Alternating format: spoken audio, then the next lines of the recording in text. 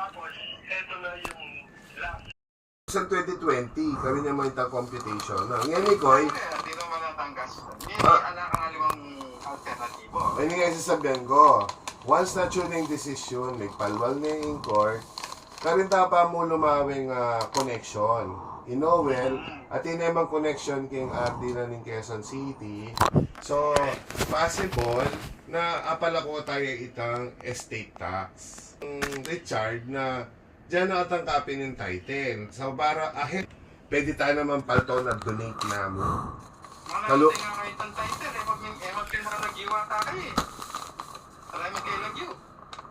Kasi ko court procedure yan mo ito eh. Alam naman kinalaman ng RD ka rin eh. Di ba?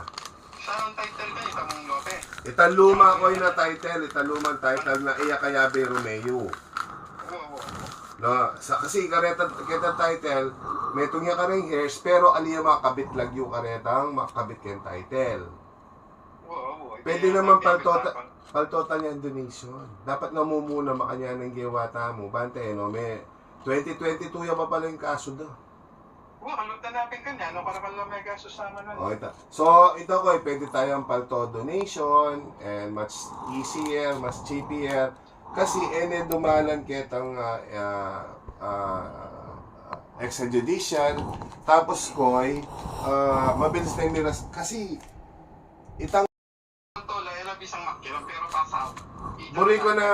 buri ko sana ko, yung gawa na, total, may tenoretang adwa, tapos may itong atyo America, at mag-assume yung United States of Citizen, pwede na yung kasi mag-self-adjudication. Paano mo kayo pa siya sinabi kay RD na ng Quezon City yan?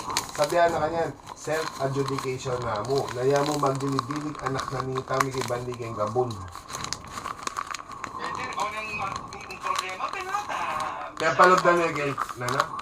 Bisaya pa mag-claim na ito. Ay, touch kayo ng Amerika. Yata ang maging problema ito. Alin mag-claim ka man eh.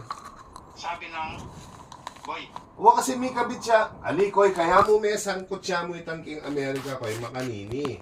Nang akit no rin titulong Romeo, aliya ka lagyo na eh.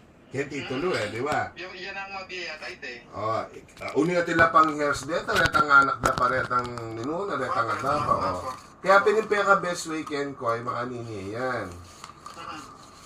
Mag-self-adjudication niya or paninayan tayong desisyon. Kung mamaligwala, mag-self-adjudication niya. Maantaya mo. O yung sabi-sabi, puputo. Puro siya loba din talepano na.